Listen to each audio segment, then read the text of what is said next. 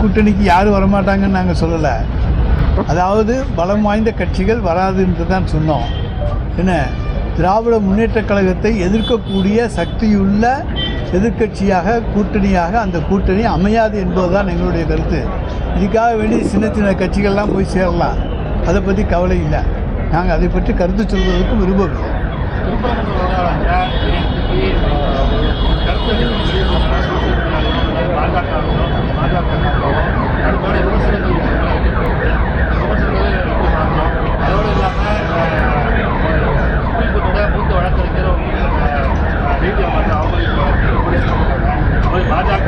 எனக்கு எந்த நோட்டீஸும் வரலையே.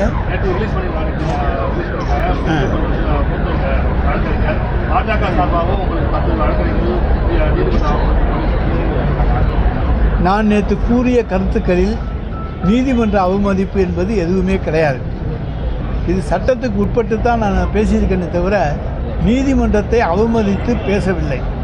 ஆனால் ஏற்கனவே முந்தைய தீர்ப்புகள் இருக்கின்றனவே, அந்த முந்தைய தீர்ப்புகளுடைய அடிப்படையிலே அதை சுட்டிக்காட்டி பேசுகிற உரிமை வழக்கறிஞராகிய எனக்கும் உண்டு.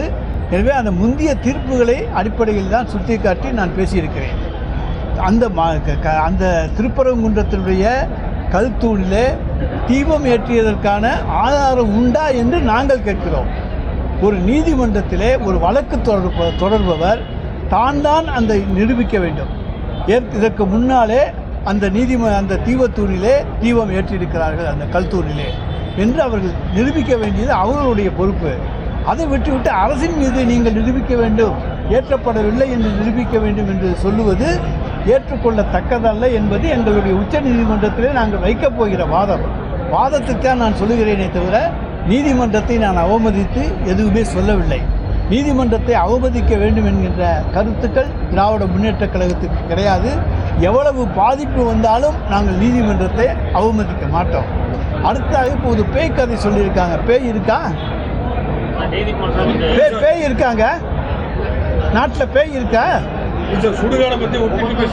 சுடுகாடுக்கு பற்றி பேய் இருக்குன்னு சொல்லியிருக்காங்க. நான் அதுக்கு சுடுகாடு சொல்லியிருக்கேன், என்ன தப்பு? நீதிபதிகள் பேய்க்கதை, அரசு பேய்க்கதை சொல்லுகிறது என்று சொல்லுகின்ற பொழுது ஒரு அமைச்சர் சுடுகாட்டிலே தான் பிணம் எதிர்க்கப்பட வேண்டும், நடுரோட்டிலே எதிர்க்கப்படக்கூடாது என்று சொல்வதிலே என்ன தவறு இருக்கிறது சொல்லுங்க.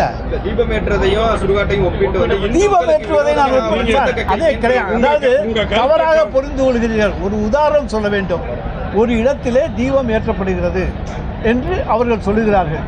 அதற்கான ஆதாரம் இருக்கிறதா என்று கேட்கிறோம். ஆதாரம் இல்லை. ஆனால் நீதிமன்றம் தீபம் ஏற்ற வேண்டும் என்று சொல்லுகிறது. அப்பொழுது நாங்கள் என்ன சொல்லுகிறோம்? உடனடியாக ஒருவர் நடுரோட்டிலே தான் நான் பிணத்தை எரிக்க வேண்டும் என்று சொன்னால் பிணத்தை எரிக்க சொல்லுவீர்களா?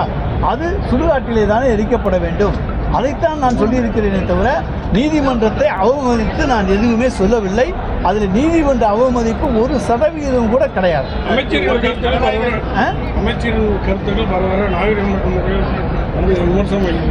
நான் எந்த நாகரிகம்லாம் பேசினேன் சொல்லுங்க. அதாவது ஒரு இதுக்கு உதாரணம் சொன்னோம்னா வேறு எந்த உதாரணத்தை சொல்ல முடியும்? நடுரோட்டில் எரிக்காதையான்னு சொல்லு அப்படின்னு நான் சொல்கிற போது அது அநாகரிகமா? சொல்லுங்கள். நான் என்ன அநாகரிகமாக பேசுகிறேன்? ஏதாச்சும் தவறாக பேசியிருக்கேனா சொல்லுங்கள்.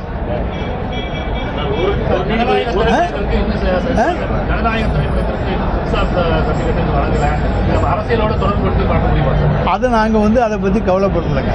எங்களுக்கு எந்த சினிமா எப்போ வருதுங்கிறதெல்லாம் நாங்கள் அரசியல் வேலை பார்த்துக்கிட்டு இருக்கோம், தேர்தல் பணி பார்த்துக்கிட்டு இருக்கோம். சினிமா பணியை இப்பொழுது நாங்கள் பார்க்கவில்லை. அரசியலோடு நாங்கள் அதை தொடர்புபடுத்தி பார்க்கல. அந்த பார்க்குறவங்க பார்ப்பாங்க, வரலைன்னா பார்க்காதவங்க பார்ப்பாங்க. இந்தியாவிலேயே ஊழல் நிறைந்த கட்சி திமுக தான் அமித்ஷா விமர்சனம் பண்ணியிருக்காரு. சார்,